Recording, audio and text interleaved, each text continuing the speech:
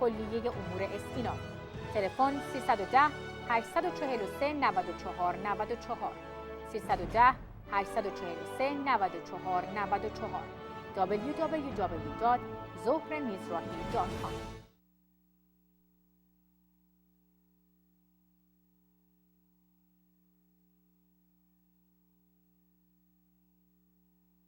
اولین دوره مسابقات فوتبال جام تخت جمشید 31 آگوست تا 2 سپتامبر در شهر ساحلی و زیبای ونچورای کالیفرنیا برگزار خواهد شد.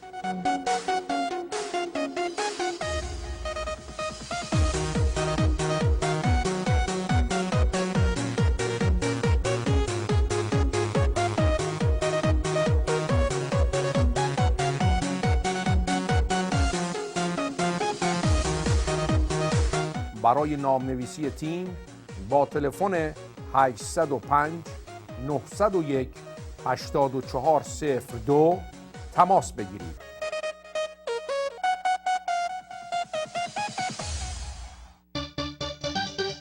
Soccer stores where we have all your soccer needs, cleats, jerseys, balls, and accessories.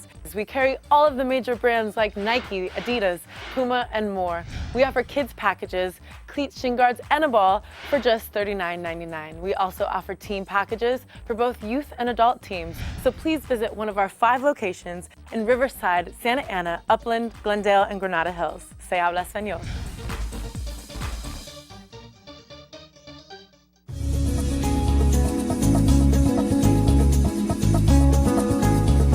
رستوران کلاب سفیر در وودلند هیلز میزبان شما با بهترین غذاهای ایرانی. می توانید تمام بازی‌های فوتبال را در رستوران سفیر به طور زنده تماشا کنید. سفیر در 19940 ونچورا بولوارد، شهر وودلند هیلز. 818 713 90 90.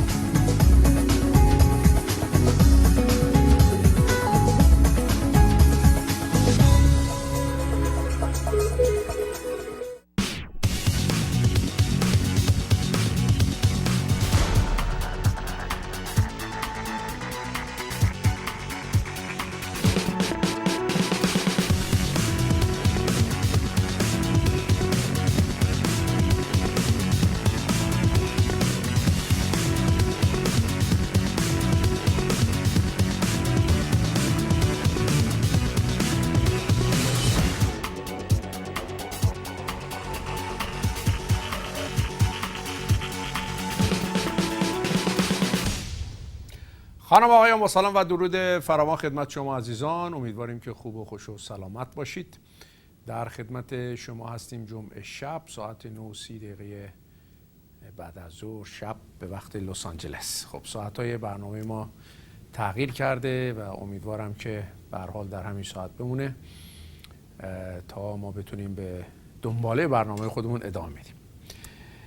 اما خدمتتون عرض کنم که اولین خبر مسابقات بسکتبال حرفه‌ای آمریکا NBA و از اونجایی که ما در شهر لس آنجلس زندگی می‌کنیم 2 تیم لیکرز و کلیپرز به هر حال تیم‌های این شهر هستن و امسال کلیپرز واقعاً گل کاشته و لیکرز در آخرین روز مسابقات قبل از پلی آف در برابر حریفش قرار گرفت راکت هیوستون که در صورت پیروزی و شکست تیم یوتا جاز میتونست به مرحله بعد راه پیدا بکنه. یوتا جاز بازی خودش رو باخت، بنابراین دیگه لیکرز اگر بازی رو هم میباخت به پلی آف باز میرسید. خوشبختانه تیم لیکرز به پلی آف رسید به عنوان تیم رده 7 کانفرانس که در پلی آف روز یکشنبه در سن آنتونیو در مقابل این تیم بازی خواهد کرد و دیگر تیم لس آنجلس کلیپرز که خوشبختانه امسال بسیار خوب بازی کرده و بهترین رکورد تاریخ خودشو داشته در خانه میزبان گریزلی هست که این بازی روز شنبه برگزار میشه. اگر موافق باشید به هر حال سیزن تموم شده، همه چی به پلی آف میره. نگاهی خواهیم داشت به 10 تا دانک برتر NBA. Ross with the steal. He's got a lot of talent. The windmill dunk. Timeout taken by the Magic. But the Clippers will run it the other way. Griffin with the Giant.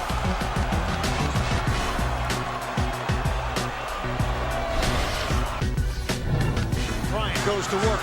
Bryant the drive. Oh! Kobe Bryant on a rack attack. He was looking for somebody to challenge him, and nobody came quick enough to stop it. Henderson's going to attack. Oh! He throws it down. Henderson. Wow. I thought it was against the rules to use the trampoline. I thought you had to do that during the timeouts with the... Green hammer it down over Big Al. An oh my moment.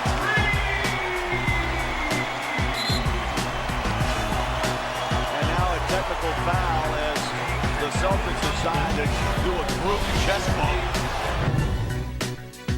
Denver to 21 points, good early on and overtime. The Denver Nuggets, DeMar DeRozan throws it down. That's what I'm talking about. Take it to the 10 with some force. My goodness. DeMar DeRozan, my man Danny G in the truck's gonna have that. There's the steal. Look out.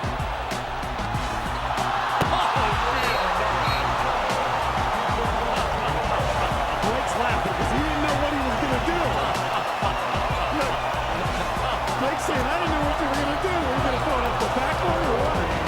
You want to have fun, come see Clipper basketball. You never know what's going to happen there. Very good defense. Wade from behind takes it away. Chalmers, Cole, James! Whoa! And a technical foul call on Miami for the taunt.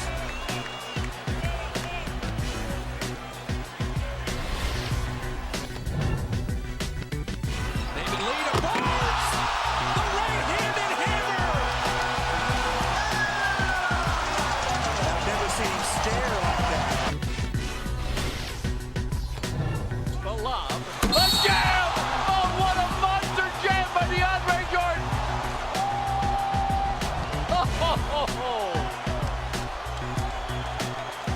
Look at Blake. Look at the bench.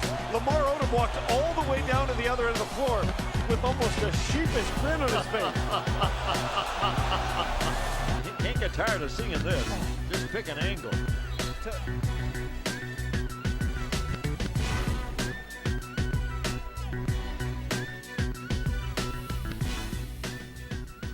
خب این هم از 10 تا بهترین دانک های NBA.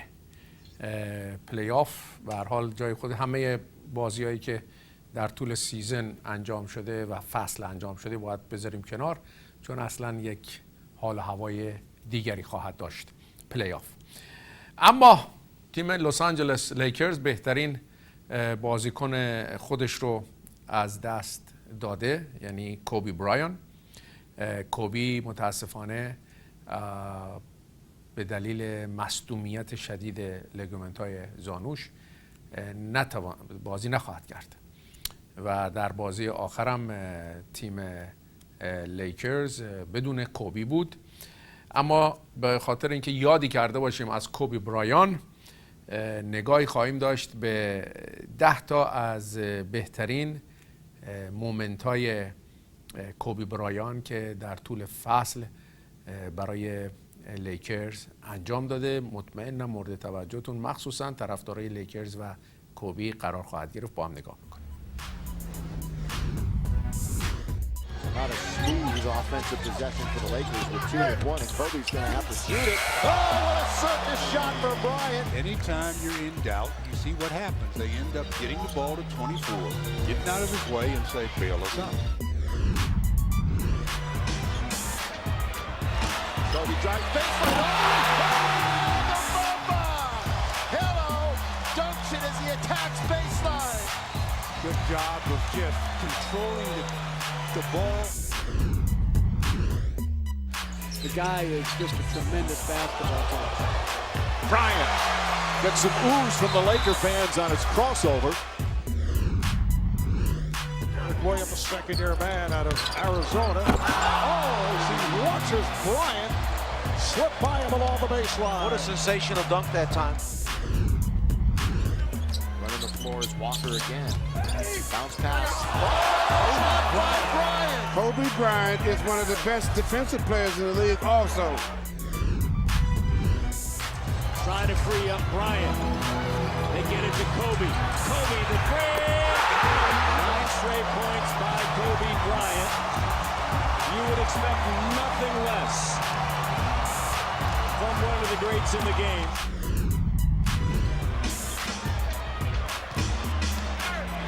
Kobe trying to do work, and he does! What a reverse by Kobe Bryant! This is one incredible elevation. He defied gravity.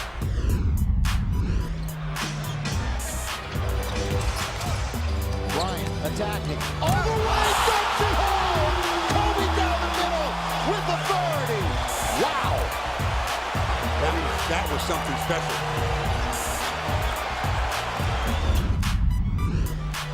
Ball gets a screen from Odom. Great play by Bryant.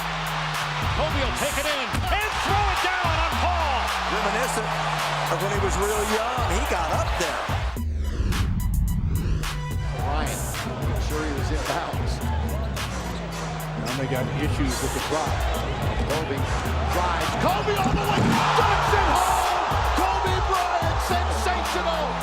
Drive and slam. Everybody, even the Nets fans are on their feet. Look out. And the Lakers lead 82-80. Classic Bryant.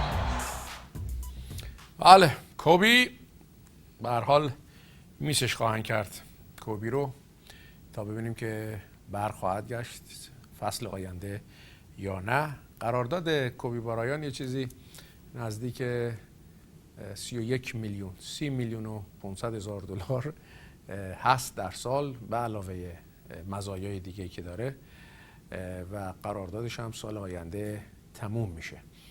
ممکنه سال آینده آخرین فصلی باشه که کوبی برایان بازی کنه ریتایر بشه. اما خدمتتون عرض کنم که از بسکتبال که بیاییم بیرون برمیگردیم به ایران و لیگ برتر فوتبال ایران که هفته‌های آخر خودش رو داره پشت سر میذاره. شاید عده‌ای از تیم‌ها مخصوصا تیم‌هایی که در لیگ قهرمانان آسیا بازی می‌کردن به خصوص سپاهان از برنامه‌ریزی فدراسیون فوتبال ایران یا لیگ برتر ایران راضی نباشه.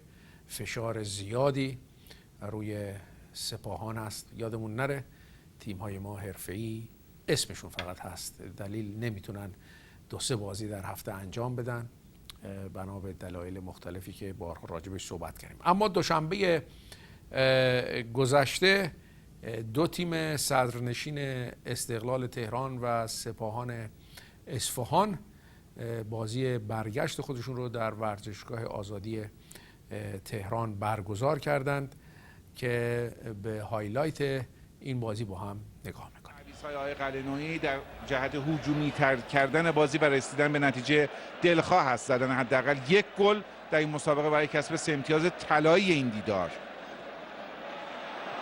علی حمودی حرکت میکنه، خودش پاس رو به بیرونش خیلی دقیق نیست، جایی نبود که جباری بهش برسه. عباس محمد رضایی توپ رو یه لحظه لو داد. سوکای گوینده ورزشگاه، ببینیم بو این توپ چی کار کنن توی دروازه محرم نویدکیا در بحت حیرت حاضر در ورزشگاه آزادی حساب کار رو 1-0 به نفع سپاهان میکنه. به جرأت میشه گفت نمیدونم باید اولین یا دومین بار بود که توی این نیمه دروازه استقلال رو هدف قرار میدادند. حرکت جواهر سوکای و نهایتاً ضربه تمام کننده محرم نوید کیا و امید ابراهیمی که میبینید سجده شکر رو به جا آورد. خوشحالی هواداران زردپوش در ورزشگاه آزادی. از این لحظه به بعد بازی تماشایی تر هم خواهد شد. یه بار دیگه ببینید. سوکای توپ رو فرستاد، نوید کیا از راه رسید و توپ رو درون دروازه جای داد، در حالی که استقلالیا بر نگشته بودند. چه گلی هم میزنه محرم نوید کیا، برای 5مین بار دروازه استقلال رو باز میکنه تا مشخص بشه که در این کار تبحر خاصی داره.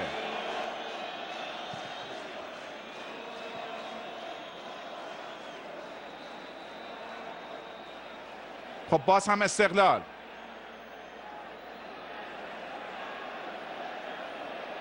خب بلافاصله بعد از سوت بازی صحنه‌های حساس رو که عزیزانم در واحد سیار مستقر در مجموعه ورزشی آزادی انتخاب کردن رو تقدیم حضورتون خواهیم کرد. خسرو حیدری، علی حمودی، خسرو حیدری، یک و دو حمودی رو به بیرون. اکبرپور، فرصت برای استقلال هست. باز هم توپ رو میفرستن بلند به روی دروازه و این ضربه توی دروازه. استقلال 1، سپاهان 1.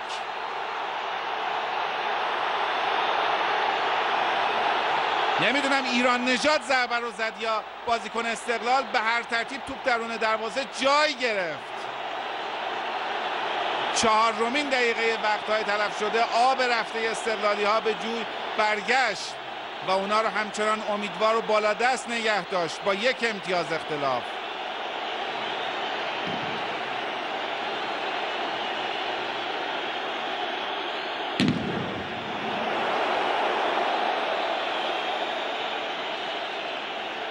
یک بار دیگه ببینیم.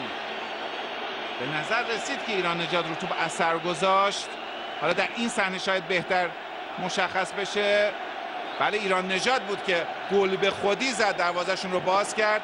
عجب آلرژی داره سپاهان به وقت‌های تلف شده در ورزشگاه آزادی. یه بار مقابل پرسپولیس، این بار مقابل دیگر رقیب سنتیش یعنی استقلال. آقای مظفری از رقم 7 خیلی خوشش میاد. به هر حال 2 تا 7 دقیقه گرفته که سپاهان در اون 2 تا 7 دقیقه 2 تا بازی رو باخته.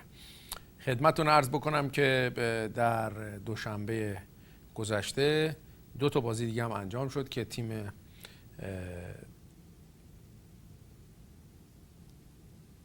گهر درود 1-0 در برابر آلومینیوم هرمزگان شکست خورد و بازی 2 تیم تراکتورسازی و فولاد 1-1 مساوی شد و بدین ترتیب تا پایان هفته 32 استقلال با 1 امتیاز اختلاف صدرنشین شد و همچنان در صدر باقی ماند.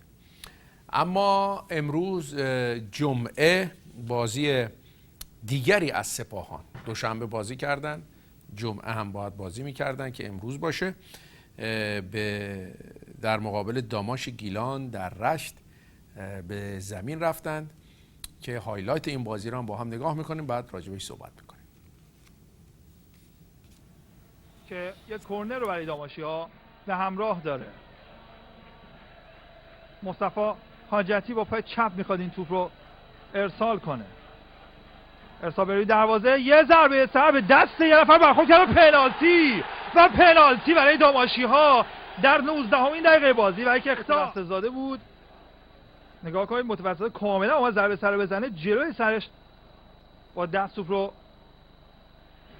مصطفی حاجتی پشت توپ، همه منتظر دستور داور هستن. تورج اقبالی دستور خودش میدمه، خود مصطفی حاجتی میزنه و گل برای تیم داماش توسط مصطفی حاجتی ارسال کرده بود. نگاه کنید اینگونه با بغل پای دقیق برخلاف جهت حرکت شهاب گردان دروازه سپاهان باز میشه.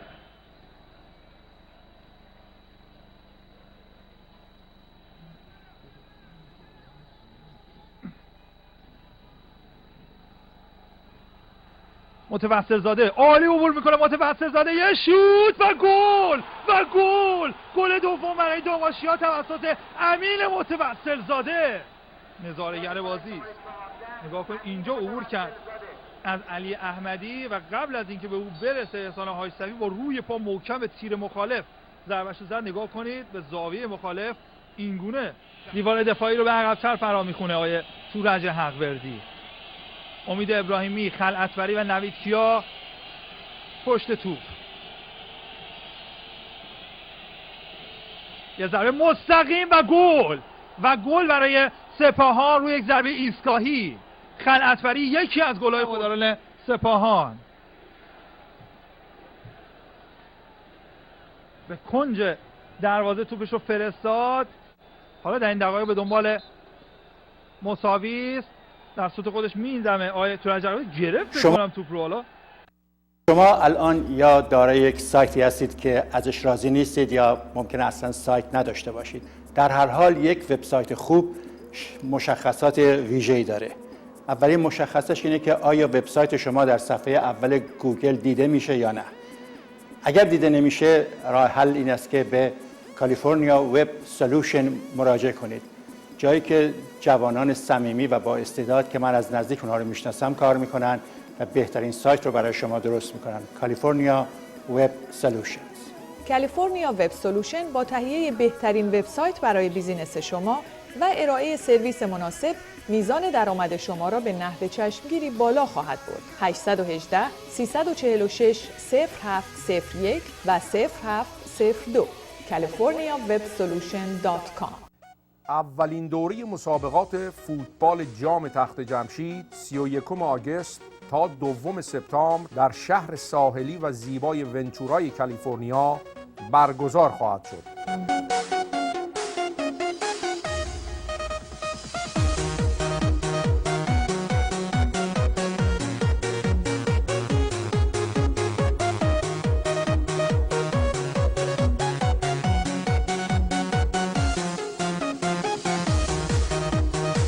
برای نامنویسی تیم با تلفن 805 901 8402 تماس بگیرید.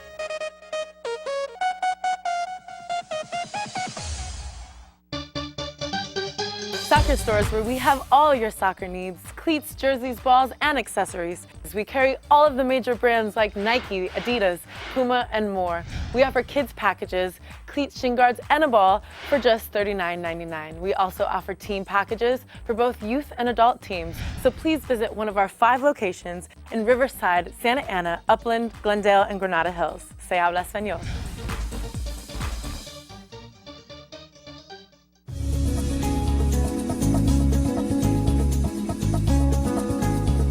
رستوران کلاب سفیر در وودلند هیلز میزبان شما با بهترین غذاهای ایرانی. می توانید تمام بازی‌های فوتبال را در رستوران سفیر به طور زنده تماشا کنید. سفیر در 19 940 ونچورا بولوارد، شهر وودلند هیلز. 818 713 90 90.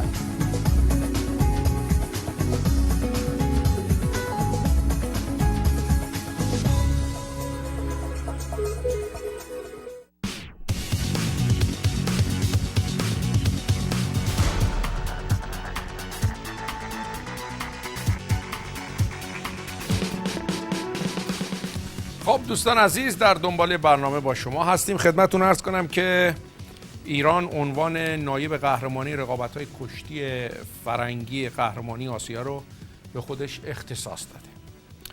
به نقل از فدراسیون کشتی در پایان رقابت‌های کشتی فرنگی قهرمانی بزرگسالان آسیا که روزهای 28 تا 30 فروردین ماه با حضور 21 کشور در شهر دهلی نو پایتخت هند برگزار شد، تیم ایران صاحب 3 مدال نقره و 2 مدال برنز شد و به مقام نایب قهرمانی بسنده کرد. تیم کره جنوبی با 4 مدال طلا، 1 نقره و 58 امتیاز به عنوان قهرمانی رسید. تیم ایران با 3 مدال نقره، 2 برنز و 50 امتیاز دوم و تیم قزاقستان با 1 مدال طلا 1 نقره، 2 برنز و 49 امتیاز در مقام سوم ایستاد. تیم‌های قرقیزستان، ژاپن، چین، هند، ازبکستان، تاجیکستان و عراق نیز به ترتیب 47, 37, 28, 28, 27, 18 و 13 امتیاز در مکان‌های 14 مقام 4 تا 10 ایستادند. اما باید اضافه کنم که تیم ملی کشتی جمهوری اسلامی ایران 15 می به آمریکا سفر خواهد کرد. گفته می شود که دیدار این تیم در نیویورک خواهد بود، اما خبرهای دیگر حاکی از آن است که این تیم برای یک مسابقه دیگر به لس آنجلس خواهد آمد که این مسابقه به احتمال زیاد در اسپورت ارینای لس آنجلس برگزار خواهد شد. در این دیدارها تیم روسیه نیز حضور داره و از آنجایی که قرار بود در المپیک 2020 کشتی از المپیک حذف شود، آمریکا، ایران و روسیه در صدد جمع کردن حمایت برای نگه داشتن این کشتی در المپیک هستند. بد نیست گزارشی از CNN در مورد بازدید تیم ملی کشتی آمریکا که چندی پیش در ایران بود و در مسابقات جهانی با هم نگاه کنیم.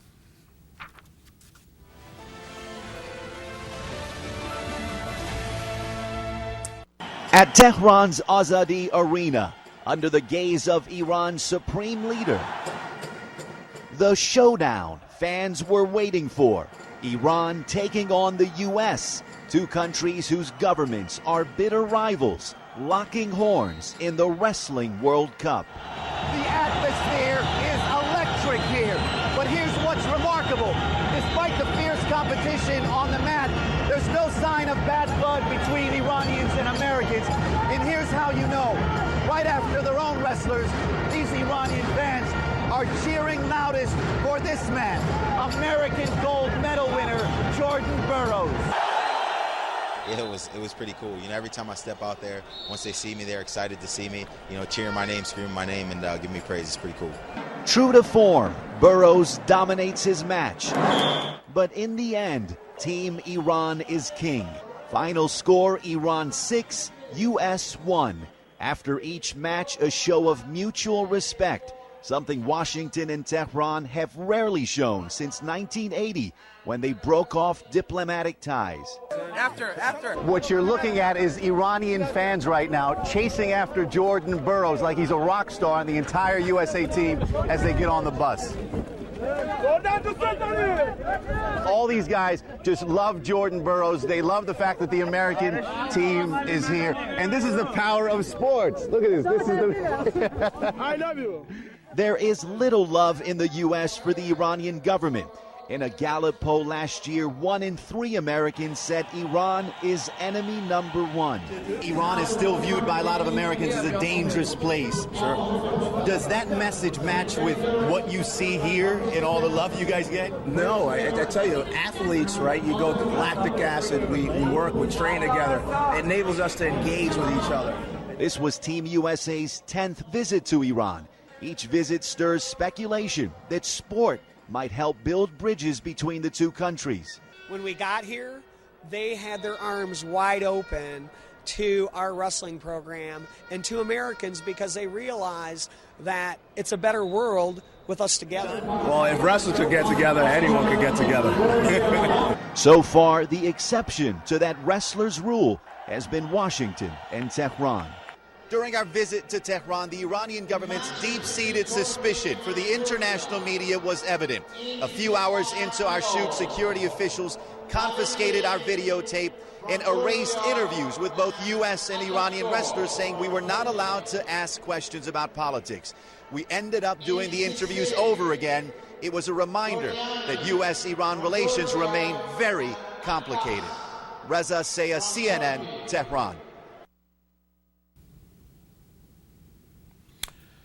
بله، اینم از گزارش آقای رضا از تهران در مورد کشتی. به هر حال تیم ملی کشتی جمهوری اسلامی ایران به آمریکا خواهد اومد، در نیویورک و طبق خبرهای رسیده به احتمال زیاد به لس آنجلس هم خواهند اومد. در اسپورتس ارینا یک مسابقه کشتی خواهند داشت و پذیرایی از اونها در بیورلی هیلز هیلتون.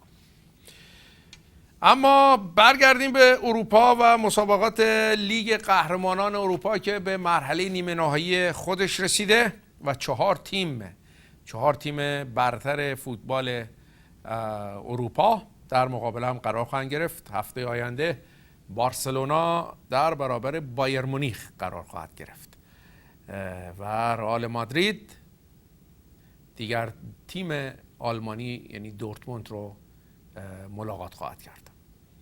نگاهی خواهیم داشت به 10 تا از بهترین گل‌های چمپیون لیگ در فصلی که گذشت.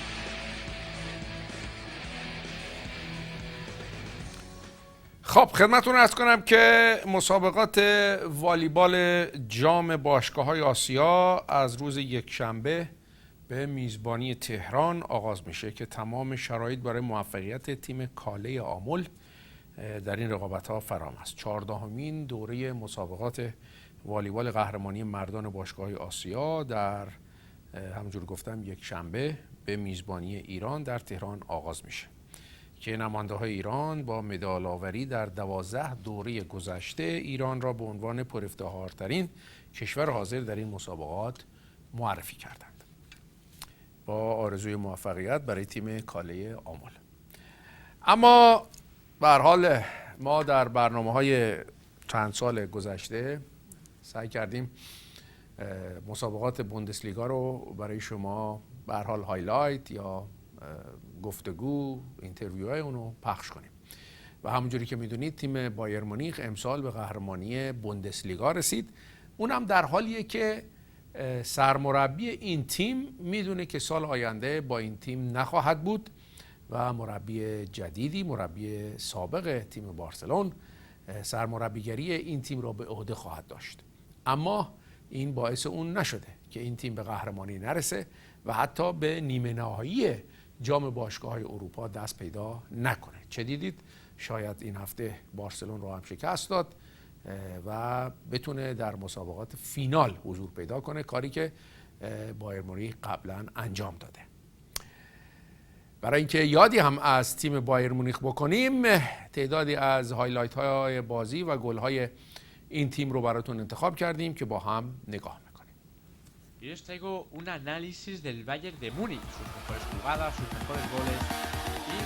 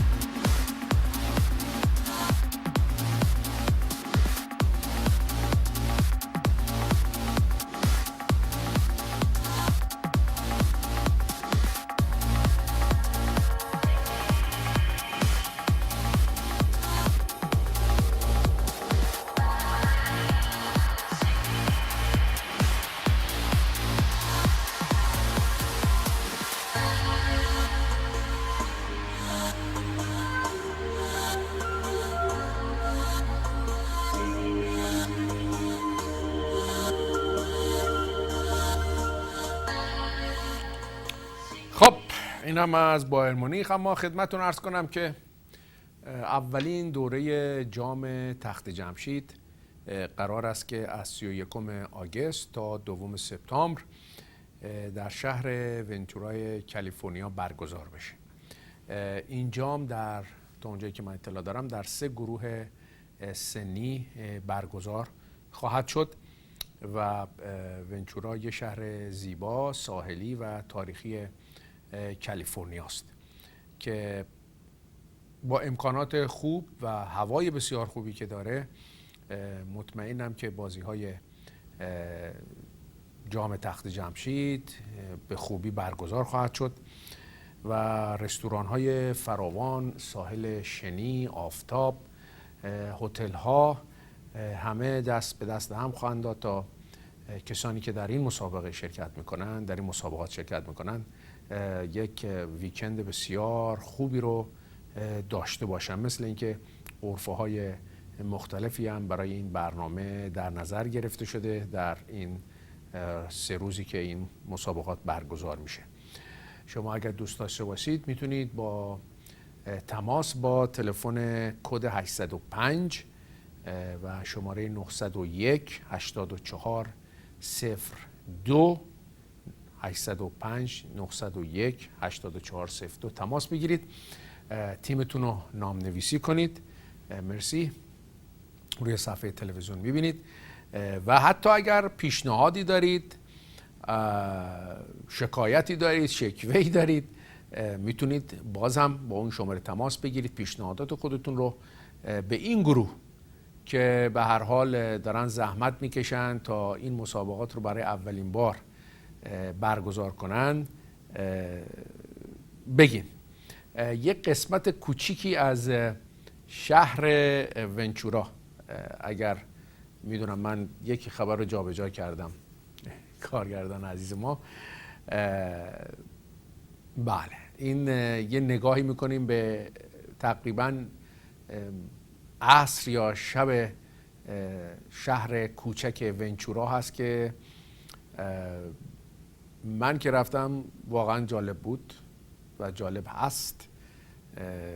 امکانات، رستوران های بسیار خوب، به قول معروف نایت لایف، جاز بند و موسیقی دیگه، رستوران های اسپانیش، ایتالیایی، هندی، رستوران هندی و رستوران های دیگه به محل ساحل فاصله. اگر به دقت نگاه بکنید تقریبا ته تصویر ساحل هست. هتل های خوب، سینماهای متعدد، خدمتتون عرض کنم کامدی کلاب در این شهر هست. به علاوه بله اینم تاج، اسم رستوران هندی تاج هست. حالا پرسپولیسیا ناراحت نشن، به هر حال اسم جام تخت جمشید است. مطمئن هستم که کسانی که میرن برای این بازی ها و شرکت کنن بهشون خیلی خوش خواهد گذشت. یه بار دیگه تلفن رو خدمتتون عرض میکنم، 805 901 84 02 تماس بگیرید. در گروه های مختلف سنی مسابقات رو برگزار خواهند کرد. فکر میکنم 3 تا بازی گارانتی باشه یا حتمی باشه برای هر تیمی که به هر حال سفر میکنه. و بازم اگر پیشنهادی دارید میتونید به اون تلفن 805 901 84 02 تماس بگیرید و هم پیشنهادات خودتون رو بگید، هم رجیستر کنید و این گروه رو حمایت کنید، چون به هر حال دارن سعی میکنن به نحو بسیار عالی این مسابقات رو برگزار کنن. زمینا رو من دیدم واقعا زمینای مخمله به قول معروف. اما هفته گذشته مهمترین واقعه یا اتفاق ورزشی رخ داد. یک بار دیگه وحشت، ترور یکی از شهرهای آمریکا رو تکون داد که واقعا باعث تأسفه که یک مسابقه 2 ماراتون به یک تراژدی تبدیل میشه. متاسفانه از این تراژدی ها از المپیک مونیخ گرفته تا هفته گذشته در باستن ماراتون زیاد دیدیم در ورزشگاه‌ها، در میادین مختلف ورزشی و این اهمیت ورزش رو نشون میده، چرا که علاقه‌مندان زیادی یا ورزش طرفداران بسیار زیادی داره، هم برای خود ورزش و هم برای تماشای ورزش. برای همین که شما در المپیک و مسابقات مهم ورزشی حفاظت رو بیش از هر جای دیگه میبینید. متاسفانه با این نوع کارها نمیدونم چی رو میخوان ثابت بکنن و امروز هم یا همین امشب بعد از یک هفته 2 برادر که اصلیتشون به چچنا یا چچنیا یا چچین برمیگرده، متاسفانه به هر حال این 2 برادر این کار رو انجام داده بودن که در یک زد و خورد مسلحانه برادر بزرگ کشته میشه و برادر کوچیک که فرار کرده بود ساعتی پیش توسط پلیس آمریکا، FBI، به هر حال هر نوع پلیسی که بگید پیدا شد و گویا زخمی هست و به بیمارستان هم منتقل شده. حالا باید منتظر خبرهای دیگه باشیم که ببینیم چه اتفاقاتی در این مورد خواهد افتاد. مطمئن هستم که همکاران دیگه در این مورد بیشتر با شما صحبت خواهند کرد. خب کم کم داریم به پایان برنامه نزدیک میشیم. خدمتتون عرض کنم که آقای کرانچار سرمربی تیم سپاهان گفتن که پس از شکست 2-1 که تیمش برابر داماش گیلان گفت هیچ کدام از بازیکنان ما با تمرکز نبودند و به نتیجه مورد نیاز نرسیدیم. ایشون از برنامه ریزی لیگ شکایت کردند که به سود سپاهان نبوده و با شکستی که سپاهان امروز به دست آورد داماش استقلال رو به یک قدمی قهرمانی رسونده. خب بینندگان عزیز، امیدوارم که برنامه امشب مورد توجهتون قرار گرفته باشه. تا هفته آینده که دوباره در خدمتتون باشیم، به اتفاق کارگردان عزیزمون از شما خداحافظی میکنیم تا هفته آینده. خدا نگهدار.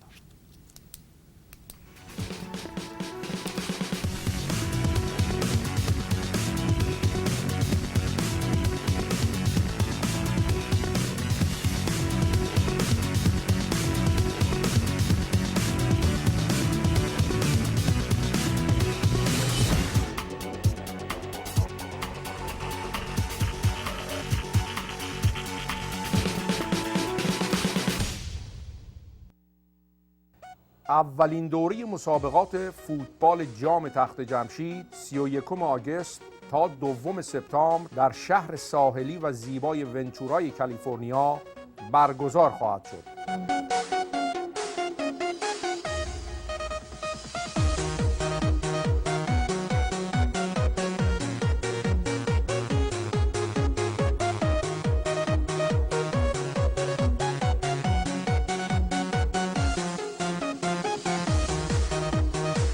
برای نامنویسی تیم با تلفن 805 901 8402 تماس بگیرید.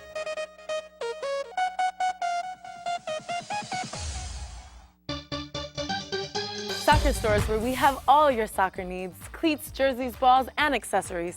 We carry all of the major brands like Nike, Adidas, Puma, and more. We offer kids packages, cleats, shin guards, and a ball for just $39.99. We also offer team packages for both youth and adult teams. So please visit one of our 5 locations in Riverside, Santa Ana, Upland, Glendale, and Granada Hills. Se habla español.